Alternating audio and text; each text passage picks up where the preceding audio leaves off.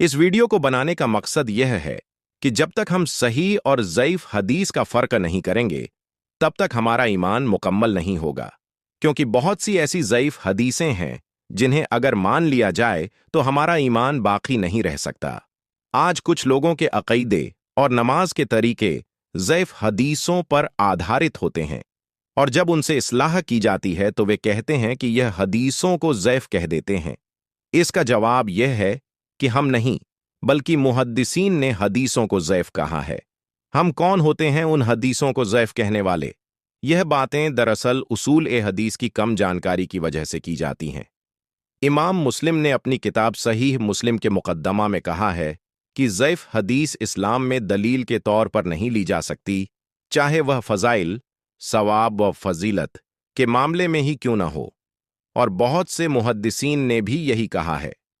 अब इसी से मुताल्लिक़ कुछ हदीसें पेश करने की कोशिश करते हैं, ताकि अगर किसी को ज़ईफ हदीसों को मानना हो तो वह इन ज़ईफ हदीसों को भी माने और ईमान से खाली हो जाए।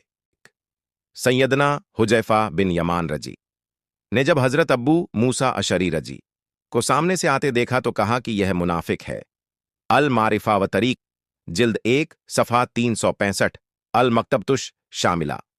सही बुखारी और सही मुस्लिम के मुताबिक सैयदना हुज़ैफ़ा बिन यमान वही सहाबी हैं जिन्हें रसूलुल्लाह ने मुनाफिकीन के नाम बताए थे। अब इस हदीस के मुताबिक अगर अब्बू मूसा रज्जी को मुनाफिक मान लिया जाए तो नौज़ुबिल्लाह, यह बात हमारे ईमान के खिलाफ हो जाएगी, क्योंकि इसका मतलब यह होगा कि हम एक सहाबी पर मुनाफिक होने का इल्ज़ाम लगा रहे हैं, और इसी वजह से हमें बुखारी और मुस्लिम जैसी बुलंद किताबों को भी छोड़ना पड़ेगा। असल में इस हदीस की मुत्तसिल जुड़ी हुई सनद है, लेकिन इसमें सिर्फ एक इश्क़ाल कमज़ोरी है। इसमें इमाम अमश हैं जो मुदल्लिस हैं, इसलिए यह हदीस ज़ईफ कमज़ोर ठहरती है। इमाम मुस्लिम ने भी सहीह मुस्लिम के मुक़द्दमे में यह बात कही है कि मुदल्लिस की अन्न वाली रिवायत कबूल नहीं की जाएगी जब तक कि समा सुनने की तसरीह मौजूद ना हो।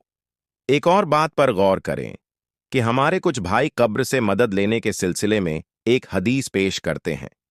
उसमें आता है कि एक अरबी आया और रसूलुल्लाह की कब्र मुबारक पर हाजिर हुआ और कहा, मैंने अपनी जान पर जुल्म किया है।